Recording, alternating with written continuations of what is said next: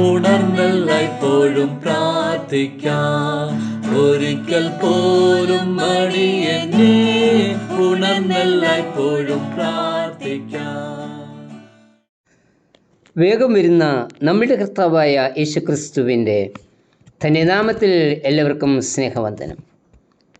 ശിഷ്യന്മാരോട് പരീക്ഷയിൽ അകപ്പെടാതിരിപ്പാൻ പ്രാർത്ഥിപ്പീൻ എന്ന് പറഞ്ഞതിന് ശേഷം ഒരു കല്ലേറ് ദൂരത്തോളം മാറി പിതാവിൻ്റെ സന്നിധിയിൽ മുട്ടുകുത്തി അതിദുഃഖിതനായി പ്രാർത്ഥിക്കുന്ന യേശു, അവൻ്റെ പ്രാർത്ഥനയുടെ ഉള്ളടക്കം തനിക്കുണ്ടാകുവാൻ പോകുന്ന കഷ്ടതയ്ക്ക് മാറ്റം സംഭവിക്കണം എന്നായിരുന്നു. കഷ്ടതയിൽ നിന്ന് വിടുതൽ ലഭിക്കണം എന്നത് കർത്താവിനുണ്ടായ പരീക്ഷയായിരുന്നു. എന്നാൽ പ്രാർത്ഥനയിൽ കൂടി പരീക്ഷയിന്മേൽ കർത്താവ് വിജയം പ്രാപിച്ചു. വിജയത്തിൻ്റെ വാക്കുകളാണ് ലൂക്കോസ് 22:42. എങ്കിലും എൻ്റെ ഇഷ്ടമല്ല, നിൻ്റെ ഇഷ്ടം ആകട്ടെ.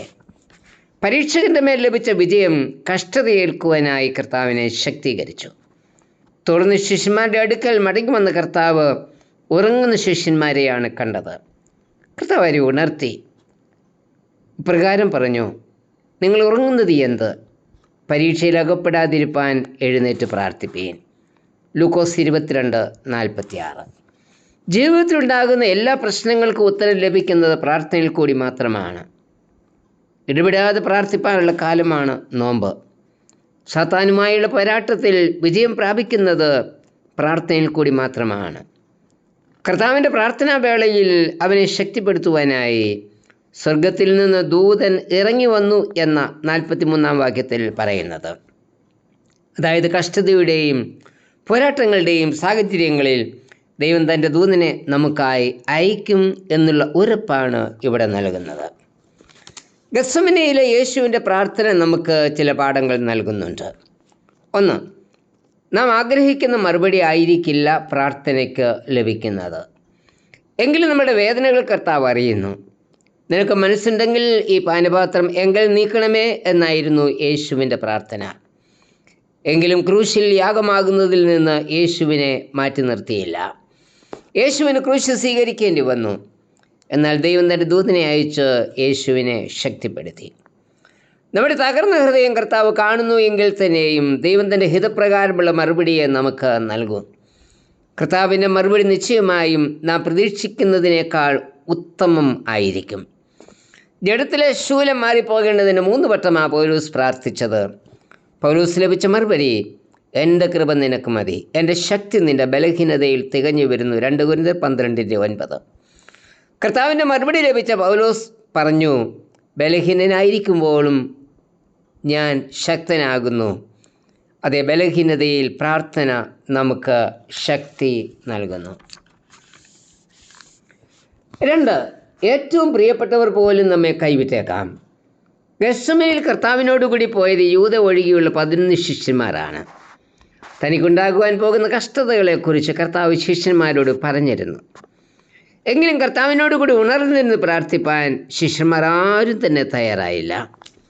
പ്രാണവേദനയിൽ തകർന്ന ഹൃദയത്തോടെയാണ് കർത്താവ് പ്രാർത്ഥിച്ചത്. പ്രാർത്ഥനയിൽ കർത്താവിൻ്റെ വിയർപ്പ് നിലത്തു വീഴുന്ന വലിയ ചോരത്തുള്ളി പോലെയായി. ലൂക്കോസ് 22:44. പ്രാർത്ഥന കഴിഞ്ഞു വന്ന് ശിഷ്യന്മാരോട് വേദനയോട് ചോദിക്കുന്നത്, എന്നോടുകൂടി ഒരു നാഴിക പോലും ഉണർന്നിരിപ്പാൻ നിങ്ങൾക്ക് കഴിഞ്ഞില്ലയോ? മത്തായി 26:40. എല്ലാവരും നമ്മെ കൈവിടും, അപ്പനും അമ്മയും തള്ളിക്കളയും, കൂട്ടുകാർ ഉപേക്ഷിക്കും. എങ്കിലും നിരാശപ്പെടാതെ നുറുങ്ങിയ ഹൃദയത്തോടെ പ്രാർത്ഥന തുടരുവാൻ തയ്യാറാകണം എന്ന് ഗത്സമനയിലെ പ്രാർത്ഥന നമ്മെ പഠിപ്പിക്കുന്നു.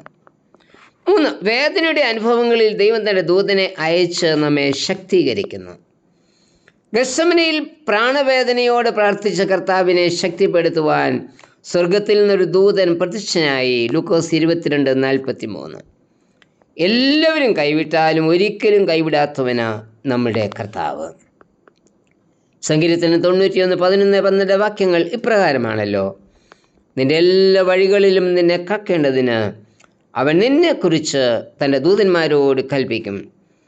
നിൻ്റെ കാൽ കല്ലിൽ തട്ടിപ്പോകാതിരിക്കേണ്ടതിന് അവൻ നിന്നെ കൈകളിൽ വഹിച്ചുകൊള്ളും.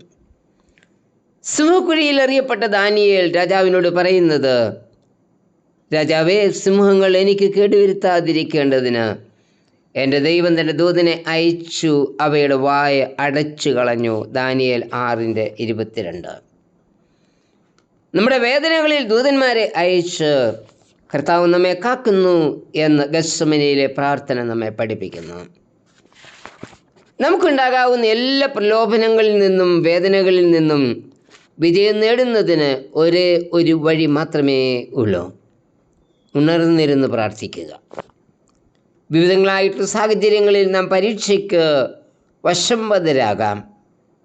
കഷ്ടങ്ങളും നഷ്ടങ്ങളും വേർപാടുകളും എല്ലാം നമ്മളുടെ ജീവിതത്തിൽ ഉണ്ടാവാം.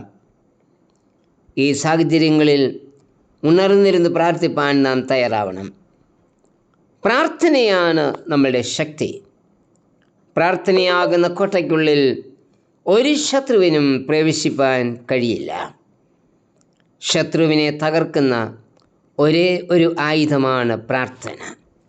കർത്താവേ, പ്രാർത്ഥനയാകുന്ന കോട്ടയ്ക്കുള്ളിൽ മറിഞ്ഞിരിപ്പാൻ എന്നെയും സഹായിക്കണമേ. ആമേൻ. പ്രഭുത്വങ്ങൾ അധികാരങ്ങളും ദൈവയുടെ വൻപടയാളികളും വിപത്തുണ്ടാക്കി നിന്നെ ചതിപ്പാനീത വീണ്ടും പ്രയത്നങ്ങൾ ചെയ്തിടുന്നേ. ഉണർന്നല്ലായ്പ്പോഴും പ്രാർത്ഥിക്കാം, ഒരിക്കൽ പോലും മടിയെന്നേ. ഉണർന്നല്ലായ്പ്പോഴും പ്രാർത്ഥിക്കാം. ജ്ഞാനികളെ മൂഢരാക്കുവാനും നല്ലവരെ നില തെറ്റിപ്പാനും ഊനമെല്ലാവർക്കും ഉണ്ടാക്കുവാനും നിന്നും ഉറ്റുണർന്നു ശ്രമിക്കുന്നു സാത്താൻ.